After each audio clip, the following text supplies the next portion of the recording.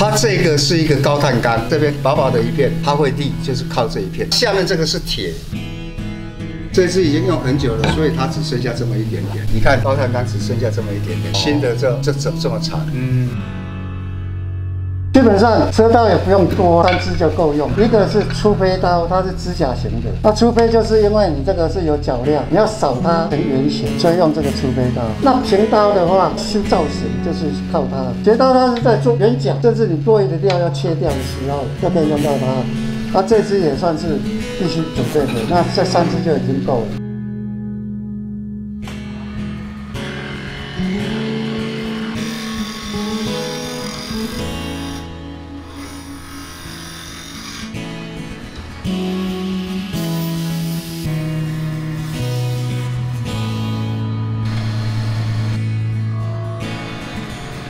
这是一个粗胚逆水淤血，它后面扣口是要装 SIC 用，它这是用台湾檜木做。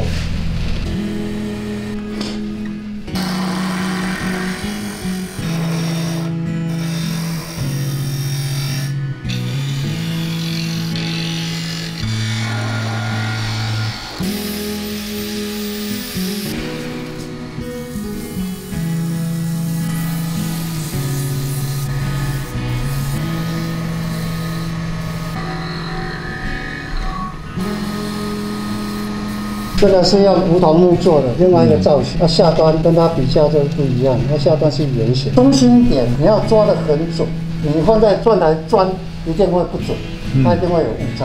在这种小车床上面哦，它中心点一定是特别准的。这个是4 mm， 这是我那个中心管是4 mm 外界，我就给它钻4 mm 的孔。只要将这个砖头钻进去以后，它中心点完全一模一样。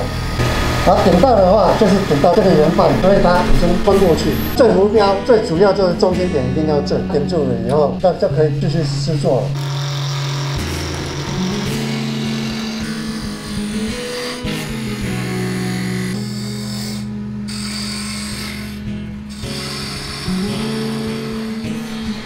基本上车刀车起来大概是这样，因为你还要用磨砂机来施作。如果你车的太小，要考虑说车的太小的话，你在磨消耗很快，可能体积都太小就不能用。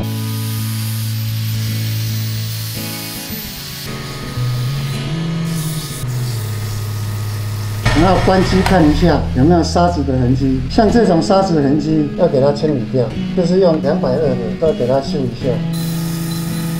最后才用400瓦，只是要将那个砂纸的痕迹给它过掉而已，差不多了啊。我们再看一下。就比较没有。现在要来做 SIC 的拓孔 ，SIC 的外径有5 mm， 这个拓孔的就是用5 mm 的钻尾，那怕钻得太进去，所以我用胶带做一个记号，就可以知道你钻到多深的深度了。OK， 然后给它退回来，再用400番稍微试一下。好，这个触飞就完成了。 这个是所谓的我们的导环 SIC， 外径是5 mm， 孔径内孔是3 mm。然后你要装的时候需要一个这种东西，所以我们要每一颗都有做这个拓孔。这个动作有 SIC 就要做，没有 SIC 就不需要做这个动作了。我们来做一颗圆形的，圆形它很通用，任何的烂况之下它都可以使用哦，非常适用于任何产地啊。这个造型非常讨喜，那基本动作还是一样。 我们中心孔要给它钻出来，你看它中心点一点都不会跑掉。然后把点住了，点住了就表示说已经渗透过到那边，然后我们就退出来。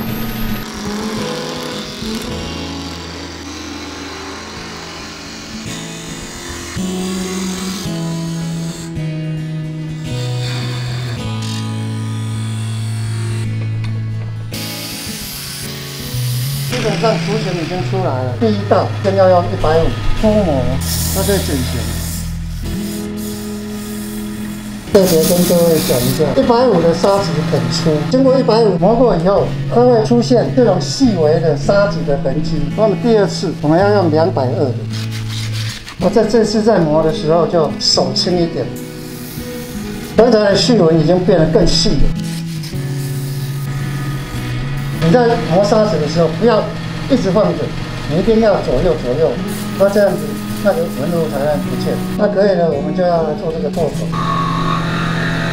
刚刚好，好，频道我马上会了，毛边再给它试一下，对了，好，这样就好。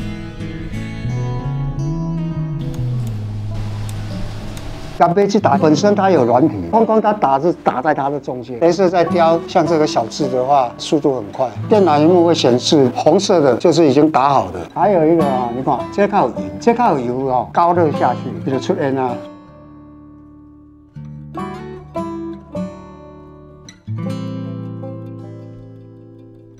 这是一个个人的 logo。 这个叫黄质土油底漆，1比1的时候，你不要说啊，我倒瓦锥，一定要不厌其烦的用称最准。比方说，我这个倒出来几克，然后这个倒出来几克，就一定很准。好了以后要注意，要给它充分的融合。摇好了以后，你不能直接倒太浓，太浓的话会产生很多问题。第一个它慢干，第二个它会产生气泡更多。太浓的话，我们要稍微给它稀释一下，这样就可以了。木头就很容易吸进去了。一个浮标会不会漏水？浸泡方面的时候，你看它会冒泡泡，而是它还在吸，然后它都不会冒泡泡了以后，就可以给它捞出来。每一颗都一样，但这颗油很多，给它泡久一点。注意看它有小气泡会一直出来，然后漆给它倒出来。 这一个环节很重要，这种木头它本身就有含油，含油在里面的话，你不给它处理，什么漆上去，它过了一段时间，整个漆就会泡泡，整个剥落。这个梧桐木本身没有油脂，但是既然我们在做的时候，就不要少掉这个程序。万一在什么环节碰到漏水的时候，也许可能就是少做这一道，所以不要去吝啬再多做一个手续。 我们浮标装在这个车床的母机上面，它在转动的时候很顺，表示说它的平衡点、中心点非常的准。它如果会晃啊，表示说在钻这个孔的时候就已经有偏差。这样看非常的平衡，没有说会摇头晃脑、会偏差，很重要的一环。哦，你看油跑出来了，我喜欢去转油路，因为这一颗是最油的，只要它有吸到。 我刚才做的那道漆的叫做防油、防止土油的漆。那另外它有一个很简单的简称，叫做头镀漆。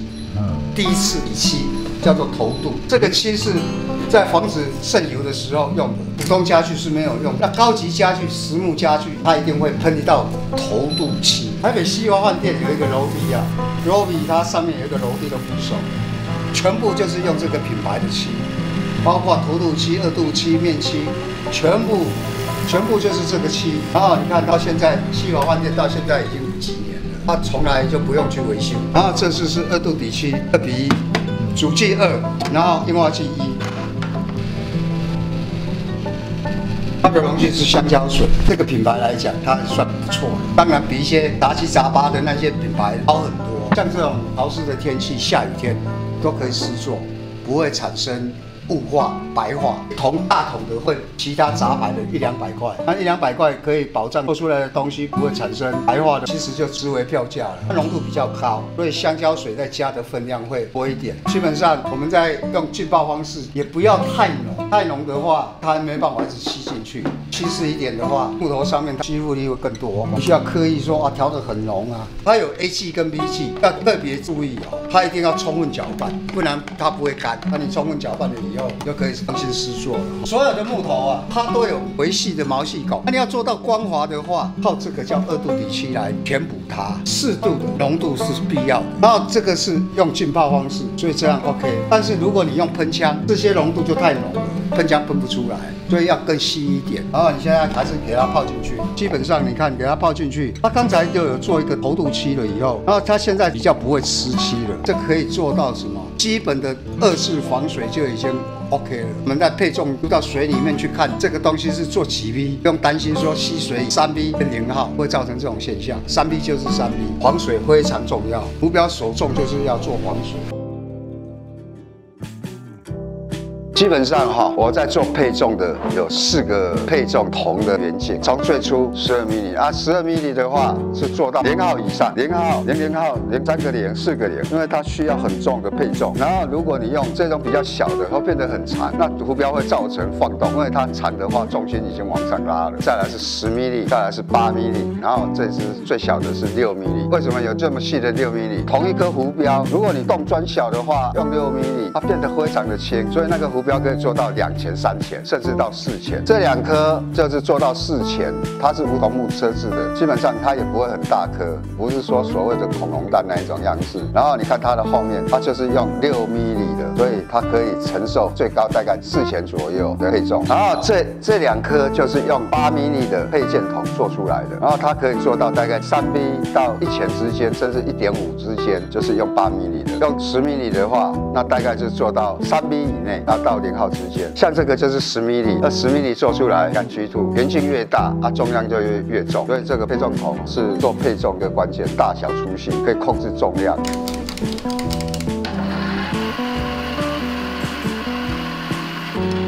钻洞以前先用中心钻，钻尾才不会弯掉，中心点跑掉。这个先给它你那个要钻的孔，塑胶管是4 mm， 所以这个也要钻4 mm。归零以后，这个叫光学尺，有这个东西非常方便。然后你看，我现在给它切断，这个长度就是标准的2公分了，20 mm。因为它切断，它有这个巴利亚，这边还有锐角，然后我们再给它修一下。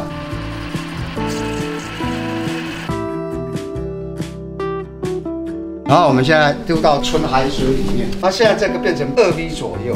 那怎么去判断它是不是2B 呢？我这边有做一些咬签 ，G2 的2号咬签，1B 的咬签，然后2B 的咬签，然后这个是2B 咬签好，感觉是说它的残存浮力还是很大。那很大怎么办？加大咬签，我们用3B 的试试看。这个就差不多了，残存浮力就会比较小了。那如果你要做0号的话，铜件要长一点，它就会往下沉了。我们刚才有做那个透明漆，现在在测试，如果我们没有做那个透明漆2次的时候，这个浮标已经吸满水了，会造成这准度失真了。这个已经做2次以后，它完全不怕水。有人说，那你干脆可以车1、20个放在旁边，你就不要每一颗都车。当然这个方式也可以。那有时候因为木头。每一颗木头的密度完全都不一样，那你全部都做那么多的话，有时候还要再修改，那也是很麻烦。然后我都说，一般我都是会这种方式，做1颗车1颗，反正自己的时间嘛，不要差那么多然后我会给它稍微修一下，比较好放进去。因为我刚才有加那个透明漆2次，那个洞口会变成缩的小一点点。那你跟它10 mm 的东西塞进去的话，会觉得很紧迫，然后又没有那个瞬间胶的那个让它粘住的空隙，那这个就比较，所以我都会稍微给它修一下。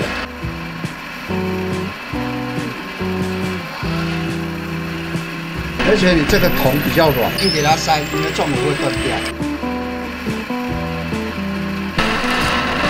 修掉以后，还是稍微给它打一个角，打一个角稍微一点点就好了，因为这只是为了方便塞进去那个浮标本里面。那基本动作我都是先空空的这一颗连号，不然就是 G2。当然你 G2下去可能会整个沉下去。做好涂装以后，它可能它的浮力没有那么大，它只是做一个基本的防水。没有做防水，不要像我这样子整个泡进去，会造成你浮标的准确度会失真。这个形状正确的名称叫做溺水滴啊，一般通称标准型。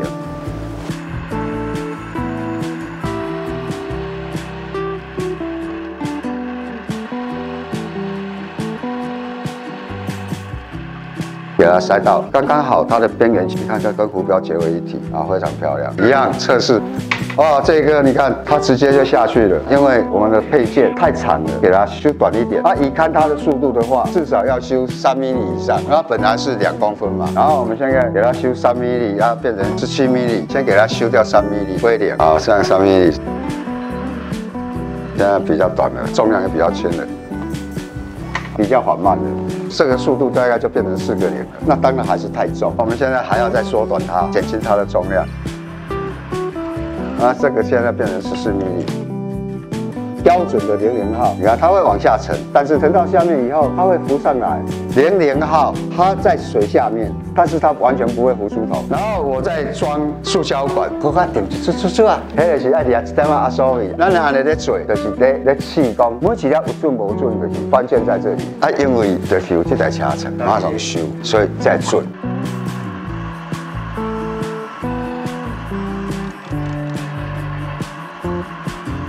你要给它修掉。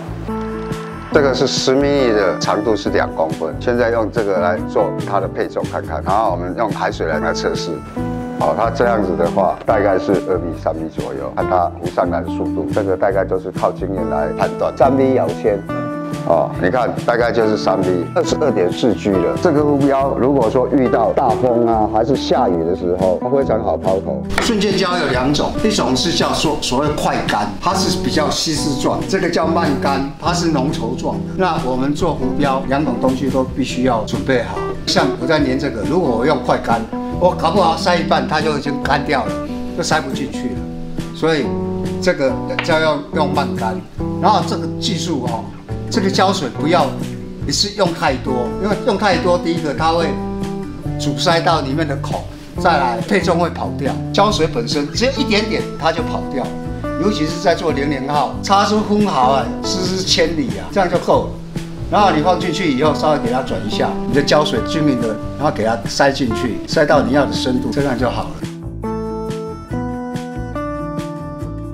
等它干了以后，我可以再做一个测试，还没有加塑胶管，给点胶水的重量，在水中的表现就有点不一样。浮标本体它一直加东西，那甚至呢，喷漆喷完了以后，那个漆也还是有重量，都会影响到它的浮力。中心管我先跟各位介绍一下，这个叫高压管。这高压管就是人家有做净水器、RO 逆渗透那种高压管，因为它很光滑，你要用胶水去沾它的时候，会怕说粘不住，那怎么办？这样拉，2边都拉。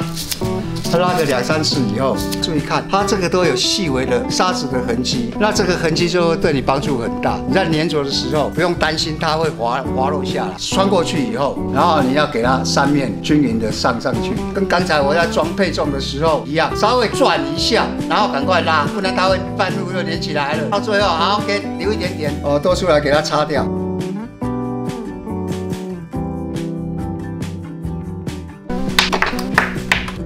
这个锥子要干嘛？给它扩展一下，喇叭口的地方给它钉按，稍微给它钉住以后，这个管子才能完全密合。刚才切的不是很平整，用笔刀给它切断，再用锥子给它钉一下。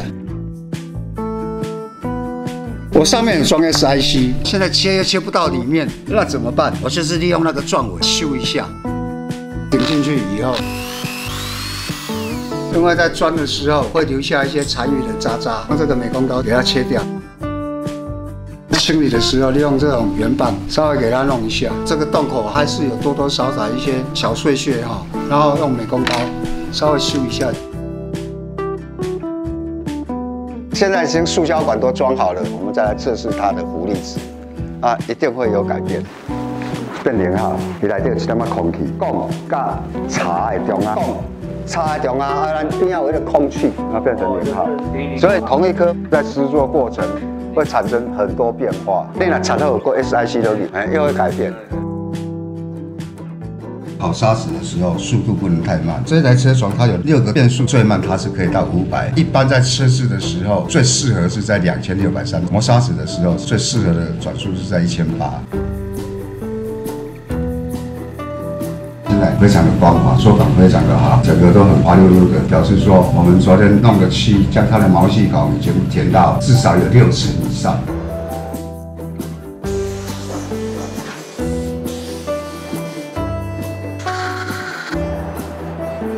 它的比例，白色漆4分，另外漆只有1。它的调和漆就是专用的741，我已经有装在这边，装了一点点，所以用它来稀释。它专用的哦，你不要随便拿个香蕉水就加上去，它也可以溶解，但是它会破坏漆的原来的成分。你要用什么漆就需要用什么样的741，那很重要。这个是 我多年来的经验，你今天漆的时候它没有反应，不代表说可以。也许过了多久以后，它就开始产生变化，这就不行了。这种漆比较浓稠，741下的时候，你尽量要搅拌这个均匀一点，不然你没有搅拌均匀的话，干燥的时间会拉得很长，这个非常重要哦。AB 漆在混合的时候，记得一定要充分搅拌。然后我们放到最慢500的速度。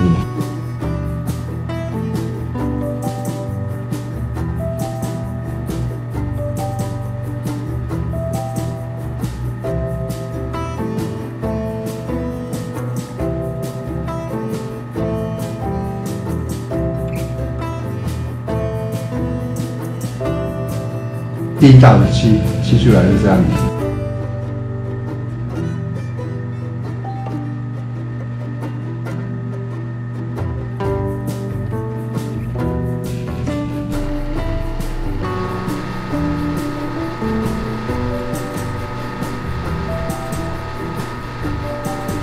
拿起来以后，反方向擦。反方向擦有什么好处？万一它垂流的时候，它是垂到白色这一部分。第2次的上漆。 第2次上漆跟第1次的漆差很多了，要漆到那个肉身有够白度有出来，所以一般白漆的话，我都是漆2次，等它干了以后，用水砂纸磨过，再漆2次，那就非常的漂亮。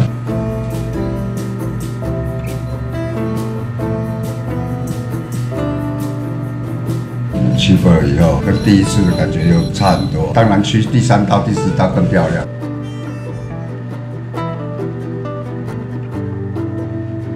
第3次做出来，它的白度已经快要盖过木头本身。漆第4次的时候会更完整。这种漆一定要用水磨，干磨的话，这种漆会沾到砂纸上面，也两刷抓。那你用水的话，去当润滑剂，它就不会粘黏。一定要用水磨，漆2次，水磨以后再漆2次。喷油光漆以前再水磨一下，让它造成雾面，漆跟漆之间的粘着力会更好。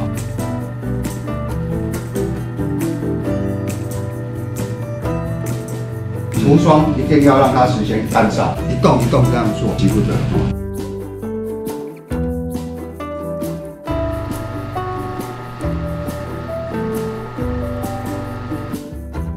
这个在上漆的过程，最主要就是收尾这个必修改这个产要按怎修。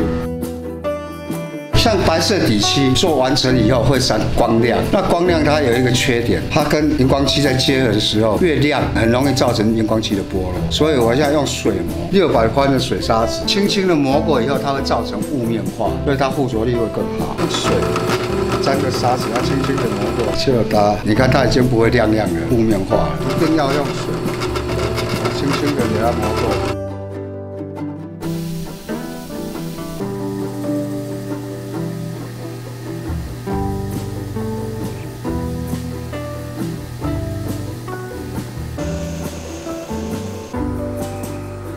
重点就是在这里哈，这样就很漂亮。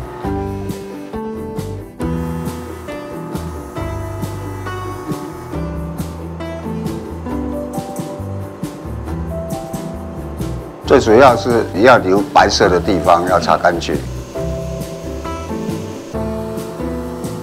记得这个不是用卫生纸哦，这个一定要用面纸，然后侧面它是2:1啊，煮气2，然后硬化剂是1，一定要充分搅拌哦，因为它有加硬化剂。你没有充分搅拌的话，有时候漆会不干哦。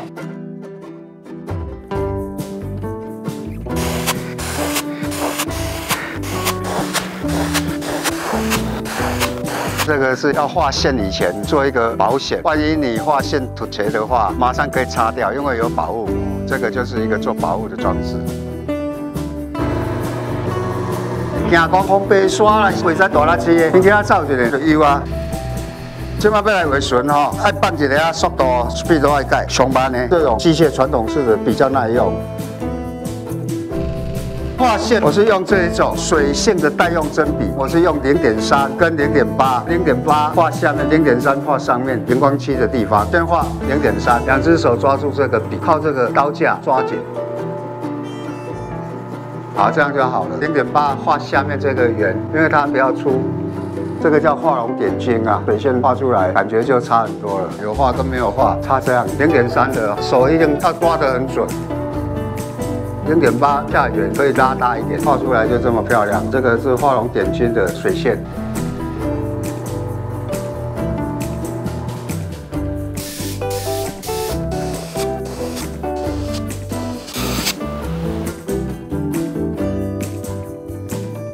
现在整个涂装都完成后的工序，就是装上所谓的 SIC 套环。这个东西是陶瓷的，准备一个锥子，然后放在锥子上面。注意哈，不能用瞬间快干，它要慢干。编号是CA33年，是浓稠状。点的时候不能太多，只能一点点，点成3点，因为你太多它会跑出来，面漆干到瞬间就会麻麻的难看。用这个锥子哈钻进去，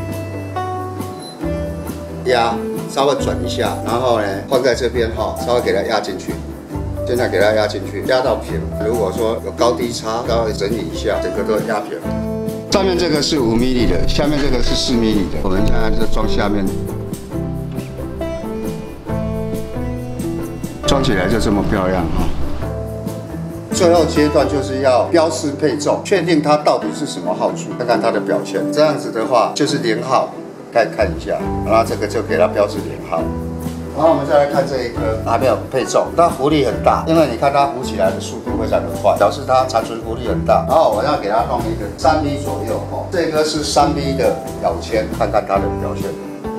哦，这差不多了，你看哈，它的残存浮力就减少很多，而且它在水面上，基本上3mm要有一点在水面上，所以它残存浮力还可以。这种很抗浪、多功能型的。然后现在来测试这一颗，这颗浮力更大哈，它残存浮力很大，它可能是介入在0.5B 甚至到0.8之间，先用一个0.5B 的试试看，0.5的给它看一下，哦，差不多。然后我再拿一个0.8看一下，这个是0.8的，看一下。哦，差不多，它残存浮力就很小，就不会像刚才那样笨笨的。这个就标示成0.8，这个就是所谓转印所有的号数。啊，0.8。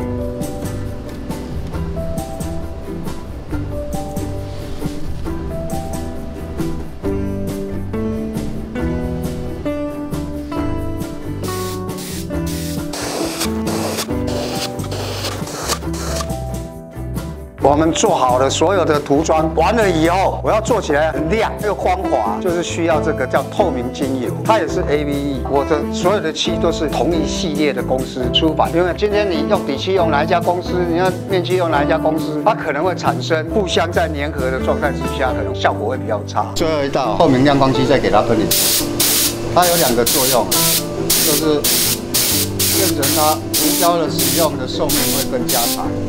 然后它亮度会更亮，非常的亮。它的底已经被漆都填满了。那最后这一道做到它厚度有够，厚度有够的话，比较耐撞击，目标可以使用的年限也比较久，也比较不会吸水。